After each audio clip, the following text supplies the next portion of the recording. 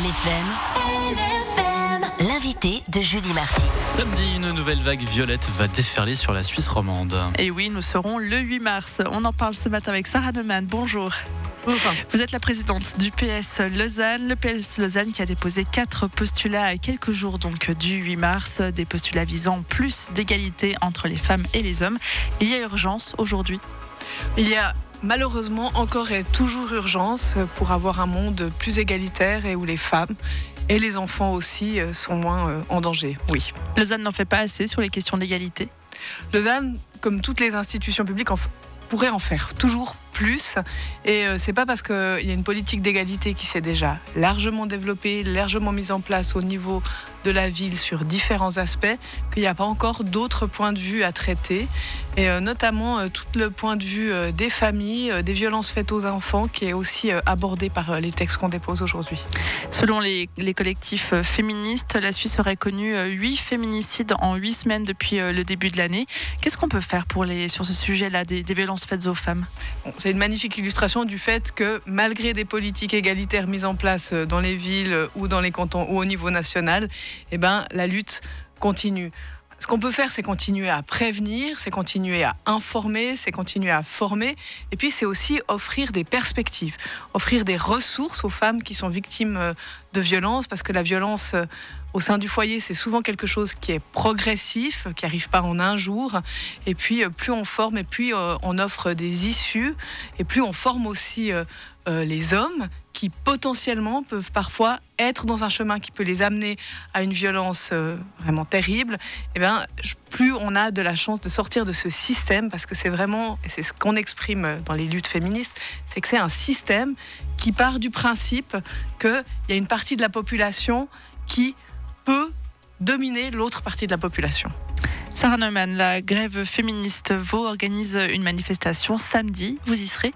Oui, nous y serons avec les femmes socialistes vaudoises. Nous serons à la grève féministe parce que nous pensons encore qu'être dans la rue et qu'être ensemble dans la rue, malgré parfois des divergences de points de vue entre les différents courants du féminisme, est important pour montrer que c'est un combat, que c'est une lutte et puis qu'on doit encore protéger nombre d'entre nous, malheureusement. On va s'intéresser maintenant aux 4 textes. Le premier concernerait la mise en place d'une plateforme. Cette plateforme qui doit faciliter les formes alternatives de cohabitation entre familles monoparentales et adultes sans enfants. Pourquoi est-ce qu'il faut repenser la cohabitation à Lausanne ? En fait, ce postulat, c'est aussi une façon de dire qu'il y a plusieurs façons de faire famille et qu'il y a plusieurs façons d'habiter ensemble et que la famille, oui, ça peut être effectivement 2 parents, 2 enfants, mais ça peut être aussi le choix d'habiter ensemble, de partager un quotidien, de partager une vie dans d'autres configurations. Et on peut avoir des familles monoparentales qui aspirent à vivre avec d'autres adultes et des adultes qui auraient envie de partager leur vie quotidienne avec des enfants. Puis l'appel de ma collègue de parti, Madame Gouma, c'est à ce moment-là de dire mettons en lien ces gens. On a aujourd'hui des outils de mise en lien informatique nombreux. Mettons-les au service aussi des gens qui veulent envisager d'habiter autrement, sans compter aussi les objectifs évidemment économiques qu'il y a à de telles cohabitations, parce que habiter ensemble, c'est aussi partager un certain nombre de charges. Un autre texte déposé par le Parti socialiste de Lausanne concerne des logements prioritaires pour les personnes victimes donc de violences conjugales. Ça ne devrait pas être à l'auteur des violences de quitter le domicile ? Absolument. C'est à l'auteur de violences de quitter le domicile. D'ailleurs, c'est ce que prévoit la loi cantonale sur les violences domestiques. La loi prévoit toutefois que l'auteur des violences, c'est le fameux qui tape part, qui est vraiment une grande victoire de la dernière loi sur les violences domestiques. Mais néanmoins, qui tape part pour 30 jours. 30 jours, c'est pas suffisant. Enfin, quand on a été victime de violences dans un lieu, dans un quartier, on peut légitimement aspirer, alors après c'est des choix individuels, mais on peut légitimement aspirer à vivre ailleurs, dans un endroit où peut-être l'auteur des violences ne sait pas qu'on habite, selon la situation qu'on vit. Et l'idée, c'est effectivement de donner peut-être une priorité, un avantage pour l'accès au logement au sein de la commune de Lausanne, mais pourquoi pas en partenariat aussi avec d'autres communes de l'arrondissement lausannois pour leur permettre de trouver un logement dans un autre quartier et puis de se reprojeter dans un nouveau projet de vie. C'est ça qui est très important, c'est de réussir à s'activer et puis à se remettre en projet. Et quand on a été victime de violence, c'est vraiment Voilà, c'est vraiment un enjeu du quotidien. En 2023, la police municipale de Lausanne a enregistré 363 affaires de violences domestiques, soit en moyenne un cas par jour. Est-ce que la ville aurait vraiment les moyens de mettre en place des hébergements pour toutes les victimes ? Alors, là, en l'occurrence, pour l'objet du dépôt, il ne s'agit pas d'offrir des hébergements pour les victimes, mais de leur faciliter l'accès à d'autres logements. Les moyens, c'est toujours les moyens qu'on se donne. C'est horrible. Vous vous rendez compte ? Une victime de violence domestique par jour. On est vraiment sur une situation qui est très sérieuse. On n'est pas sur un truc qui arrive une fois tous les jamais. Il y a énormément de gens qui sont victimes. Et puis malheureusement, il y a plein de gens aussi qui portent pas plainte, qui vont pas jusqu'à la police. Donc ça, c'est vraiment qu'une partie du dossier.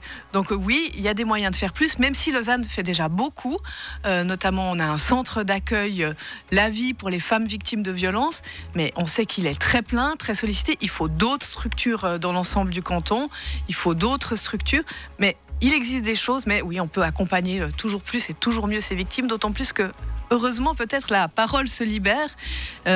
On admet aujourd'hui que c'est pas normal, et donc, effectivement, il faut accompagner dans un nouveau chemin de vie les personnes qui sont victimes.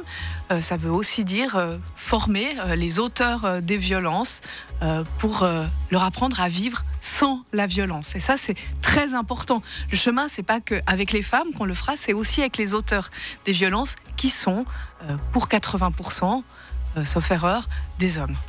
On va parler maintenant d'un autre texte déposé donc par le Parti socialiste de Lausanne, un thème plus que difficile, celui de l'inceste. Le texte demande que Lausanne mette sur pied de la prévention dans les classes, qu'il mette en place une campagne de sensibilisation, que la police entend étendre son champ d'action également à cette problématique-là. C'est une lacune aujourd'hui ?